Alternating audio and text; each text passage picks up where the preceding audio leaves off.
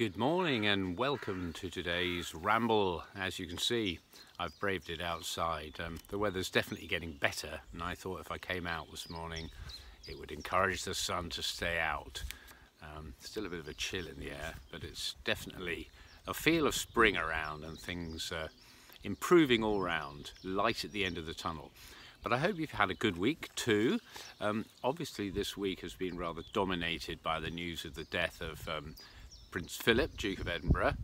I've always found him a very fascinating man, always been around all my life, and his rather irreverent approach to life at times and his sort of rather colourful language and irreverent humour has always appealed to me, and I'm fascinated to read all the details of his funeral and the fact that he designed a Land Rover himself, etc, etc. So 99 years old, amazing really, and very supportive to the Queen, but sad, but to be expected now, I guess. So it's interesting, all different people's takes on that.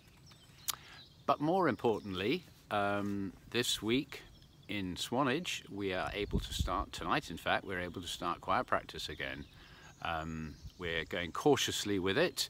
The government guidelines now say that small groups can be used, and you just have to relate the size of your group to the size of the building. So because St Mary's is quite a big building, we're able, as long as we're very careful about spacing, to go back to what we did before, although we have to limit numbers in the morning at the moment to allow the congregation numbers to be good.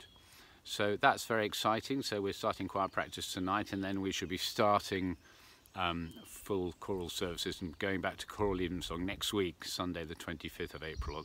And fingers crossed that that will be the last time that we've had to break and stop. It seems very long, and it's great to see choirs around the country just starting to come back, albeit very cautiously. And I think it's going to be a tough journey for quite a few as they go along the way, because you know, if you haven't sung for a very, very long time, and particularly with youngsters, it's very difficult to get it back again. But let's hope that soon we'll be fully choral again around the country. So how did you go on with Quickfire 5 last week? Some funny questions, Easter based. Here are the answers. What's the second line of the hymn, Love's Redeeming Work is Done? And the answer is, fought the fight, the battle won. I'm sure you got that. Question 2 was, how many alleluias in the hymn Jesus Christ is Risen Today? The answer is 12. There's an alleluia at the end of every single line. So 3 verses, 12. Okay. Do you know who harmonised and arranged This Joyful Easter Tide? Well, we've mentioned him recently. Irish composer Charles Wood. That well-known arrangement that everybody sings was by Charles Wood. Blessed be the God and Father. Wesley wrote this for his choristers, the organ, and one man when he was at Hereford Cathedral. And I asked the question, who was that one man? And the answer is the Dean's butler. The Dean's butler sang the men's part. And obviously since then we've got back to sort of full SATB. And finally, a very, very random question. In fact, I don't really know why I asked it, except it really tickles me every time. It was about Spike Milligan of the Goons, and he's buried near Hastings. And I asked you, did you know the inscription on his tomb? And the answer is, I told you I was ill. The authorities, though, wouldn't allow him to put that on in English, so it's in Irish. So if you go to his gravestone, I told you I was ill, but it's in Irish. Rather good, I thought, very funny. Now, I thought for a change, I'm probably going to try and scale down the ramble a little bit, because now we're back at choir again. I want to keep in touch with all our friends on the Come and Sing, because you can't come back yet, but I thought I'd make a little change from the Quickfire 5. I've done that for a while. I'm struggling with questions now. So I thought I'd have a new shorter feature, which is simply, each week I'll give you 2 random musical facts, bizarre musical facts. Just, again, something to tickle your fancy, a bit of fun, nothing else. So for today, I've got 2 completely different facts. The first one is this. Did you know that the London Symphony Orchestra were due to travel on the maiden voyage of the Titanic, but at the last minute they changed boats? That's true. How about that?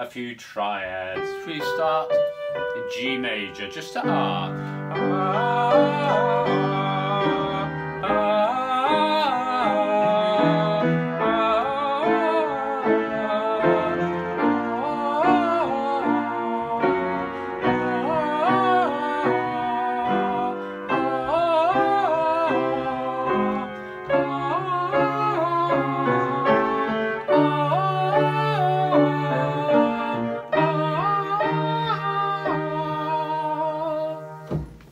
Good, well done. And if you got there, that was a top B flat at the end.